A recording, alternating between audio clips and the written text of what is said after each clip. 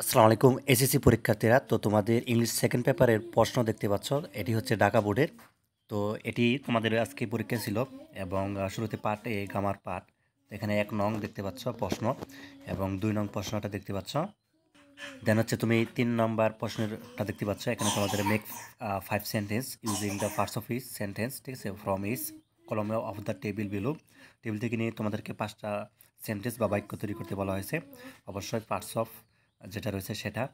তো এখানে এবং তোমাদের ৪ নং হচ্ছে কমপ্লিট দ্য ফলোয়িং টেক্সট, ঠিক আছে, with right from the verb করতে বলা হয়েছে এখান থেকে নিয়ে। তো যা হোক, তোমাদের হচ্ছে মূলত যে প্রশ্নটা রয়েছে ঢাকা বোর্ডের, এটার সমাধান কাজ চলতেছে।